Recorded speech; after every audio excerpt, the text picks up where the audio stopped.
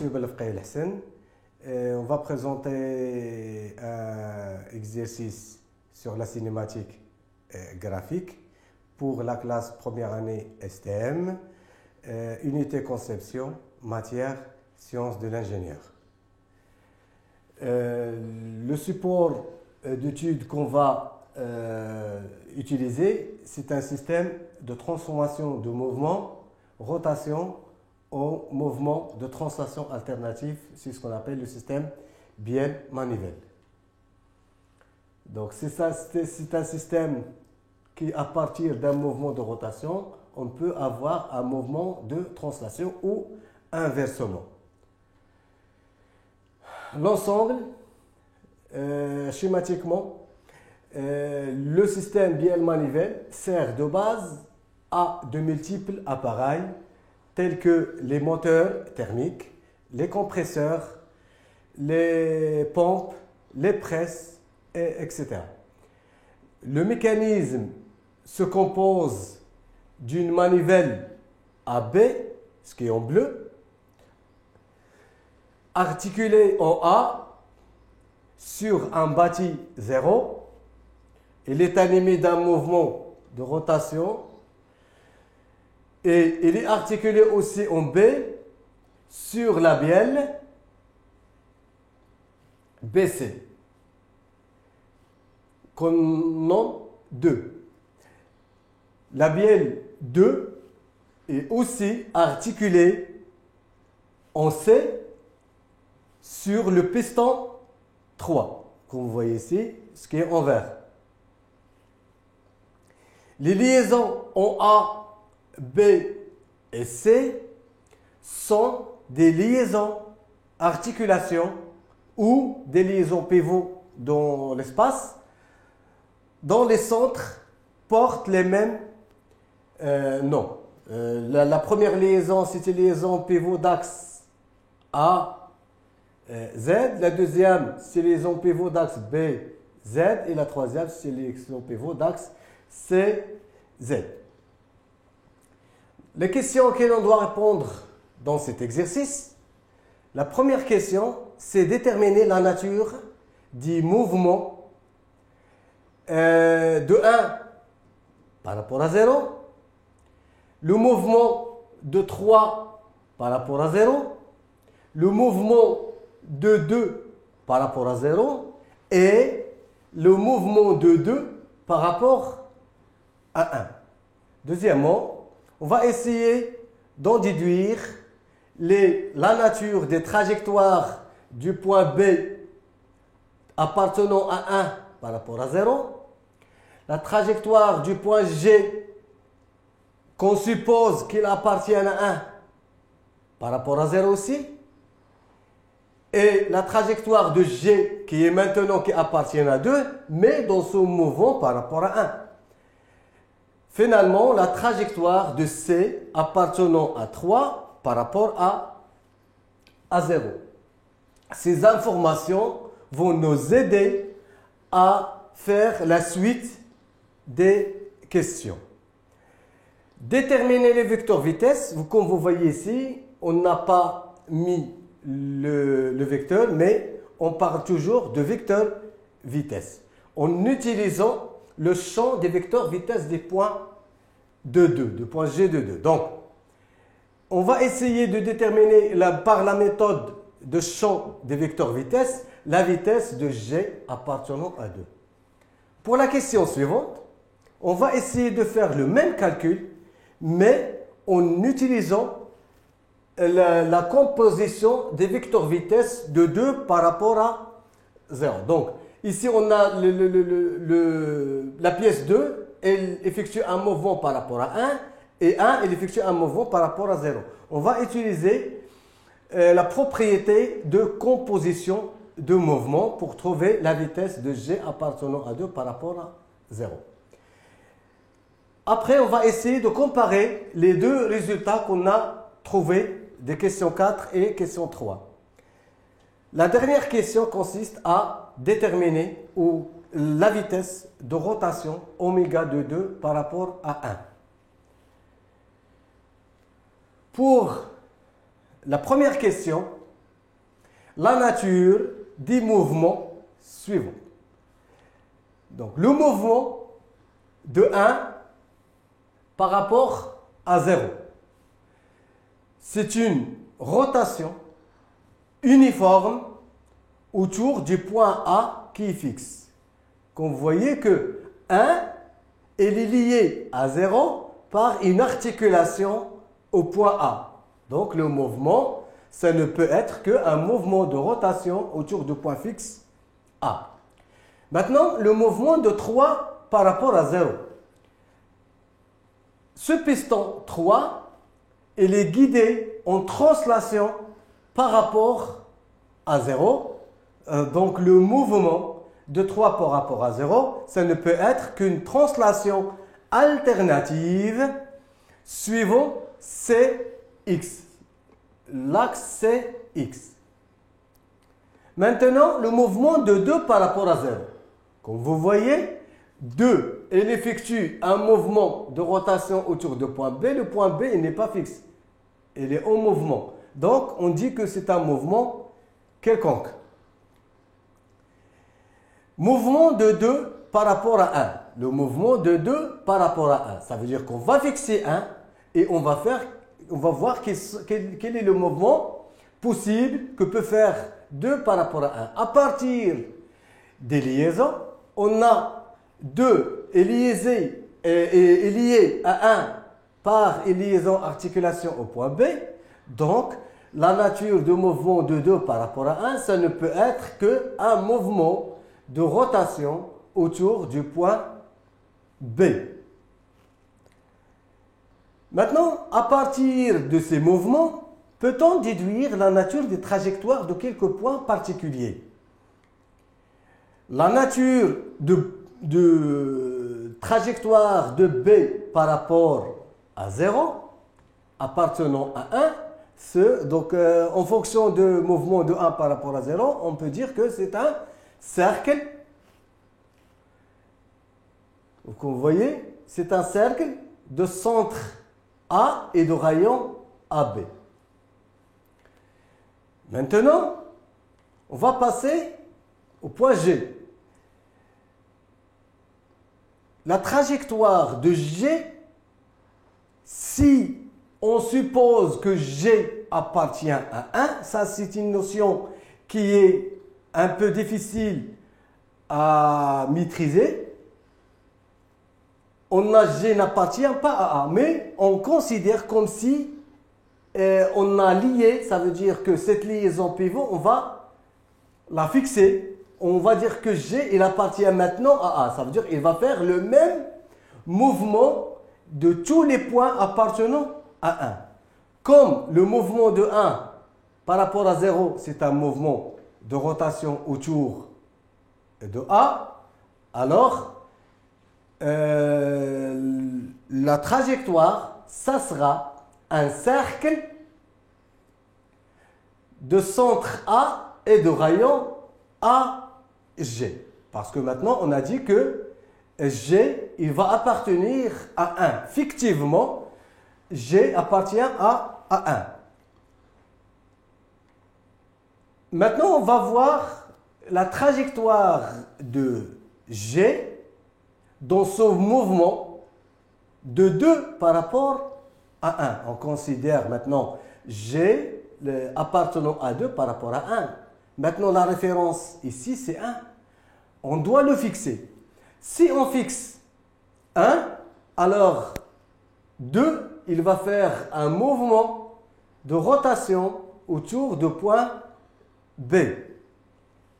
Donc, la trajectoire de G appartenant à 2 par rapport à 1, on doit fixer 1 et on va voir que G, ça sera, la trajectoire de G, ça sera un cercle de centre B et de rayon BG. Finalement, la trajectoire de C appartenant à 3 par rapport à 0. 3, il est animé d'un mouvement de translation alternatif. Automatiquement, la trajectoire, c'est un segment porté, vous voyez, un segment porté par la droite CX. On passe maintenant à la question suivante. C'est le calcul de la vitesse de G appartenant à 2 par rapport à 0 en utilisant la méthode de l'équiprojectivité. L'équiprojectivité, ça veut dire quoi? Ça veut dire que connaissant la vitesse d'un point appartenant à 2 et connaissant la direction ou le sens, on peut déterminer la valeur de la vitesse. C'est ce qu'on va essayer de faire. Quelles sont les vitesses qu'on peut déterminer aisément à partir de la nature des mouvements? On sait que 1, elle est animée d'un mouvement de rotation autour de l'axe A. La trajectoire de B, c'est un cercle de centre A et de rayon AB. Donc, la vitesse de B, on peut la connaître. V de B égale à combien? Égale à AB fois oméga de R, qui est déjà, ou oméga de 1 par rapport à 0, qui est déjà connu. À partir de la connaissance de la vitesse de B, quelle est la vitesse ou quel est le point qu'on peut calculer sa vitesse par l'équiprojectivité? Donc on doit chercher un point dont on connaît la direction et le sens. C'est le point C. Il fait un mouvement de translation suivant Cx. En appliquant l'équiprojectivité, donc on peut déterminer l'équiprojectivité. Ça veut dire que la projection du vecteur sur la ligne BC pour la vitesse de C et pour la vitesse de B, cette distance égale à cette distance. On peut déterminer maintenant la vitesse de G. On doit chercher maintenant la vitesse de point G. Qu'est-ce qu'on connaît à propos de la vitesse de point G? On ne connaît ni la direction, ni le sens, ni la norme. Pour déterminer la direction, on doit chercher le centre instantané de rotation du mouvement de 2. Le centre instantané de rotation de 2, c'est l'intersection de la normale à la vitesse de C et la normale de la vitesse de B. Comme vous voyez, ça, c'est le point I, centre instantané de rotation, ça, parce que le mouvement de 2, c'est un mouvement quelconque. On cherche à chaque instant le centre instantané de rotation.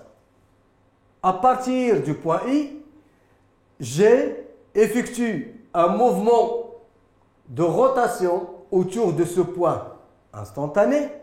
Donc, ça c'est le rayon du cercle de la trajectoire ou le cercle de mouvement instantané de G.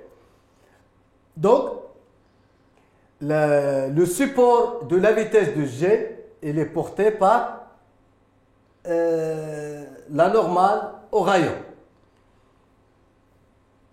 On applique comme toujours l'équiprojectivité. La projection ici, ça doit être égal à la projection est là. Donc, on peut calculer la vitesse de G appartenant à 2 par rapport à 0 en adoptant toujours la notion d'échelle pour pouvoir déterminer les valeurs numériques. On essaie maintenant de trouver les valeurs vectorielles.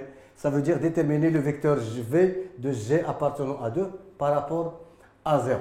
Donc pour cette partie, on a essayé, on a calculé la vitesse de G par la méthode d'équiprojectivité des points de 2 par rapport à 0.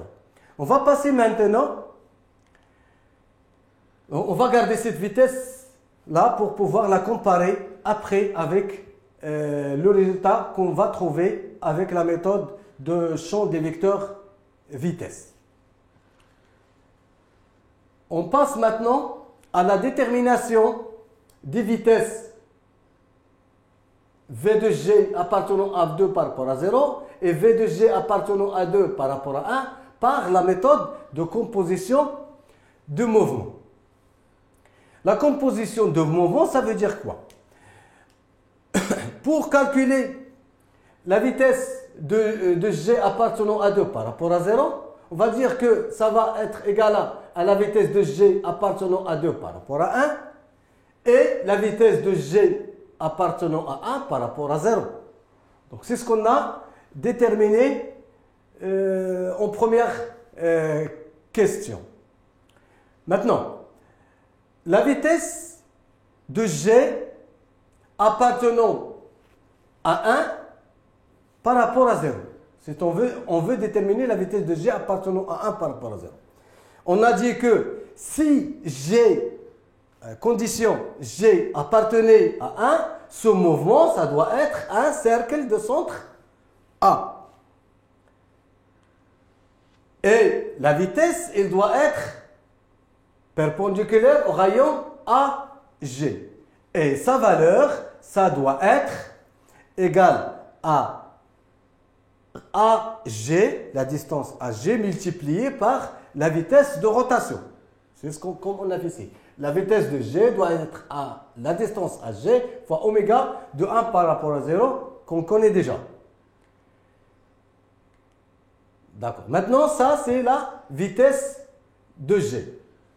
On va la mettre à côté pour pouvoir faire la sommation géométrique. Ça, c'est une somme géométrique. On connaît maintenant la vitesse de G appartenant à 1 par rapport à 0. Maintenant, on va essayer de déterminer, comme on avait précédemment, la vitesse de G appartenant à 2 par rapport à 0. On ne va pas essayer de déterminer la valeur, mais la direction et le sens. On va prendre l'intersection de la normale à la vitesse de C et la normale à la vitesse de B. L'intersection, c'est le point I. IG, c'est le rayon du mouvement instantané de G. Automatiquement, on prend le cercle de centre I qui passe par G. Le mouvement de G il est tangent à ce cercle et perpendiculaire au rayon. On a maintenant déterminé la direction de la vitesse de G appartenant à 2 par rapport à 0. On va essayer de la mettre ici au bout du vecteur. Maintenant, on va calculer la vitesse de G appartenant à 1 par rapport à 0. Le mouvement de 1 par rapport à 0, c'est un mouvement de rotation autour de l'axe, autour de B. Donc, c'est un cercle. La normale, toujours. La direction, elle est tangente au cercle. Vous voyez? La sommation vectorielle. La vitesse de G appartenant à 2 par rapport à 1, la vitesse de G appartenant à 2 par rapport à 0, la sommation vectorielle, V de G appartenant à 2 par rapport à 0, égale à la vitesse de G de 2 par rapport à 1, plus la vitesse de G appartenant à 1 par rapport à 0. On a déterminé V de G de 2 par rapport à 0 et V de G de 2 par rapport à 1. Celle-là va nous servir à calculer oméga de 2 par rapport à 1. Et c'est là, on va la comparer avec le résultat qu'on a trouvé précédemment. Vous voyez que ça coïncide les deux vitesses. La dernière question, c'est comment calculer oméga de 2 par rapport à 1, la vitesse de rotation de 2 par rapport à 1, instantanément. On a vu précédemment que la vitesse de G de 2 par rapport à 1 égale à BG fois oméga de 2 par rapport à 1. parce que c'est un mouvement de rotation autour de l'axe, autour de point B. Donc, oméga de 2 par rapport à 1, c'est la vitesse de G divisé par le rayon BG. On espère qu'on a bien assimilé les notions qu'on a vues dans cet exercice, la notion d'écho et de projectivité, la notion de nature de mouvement, de trajectoire et de composition de mouvement. Et merci pour votre attention.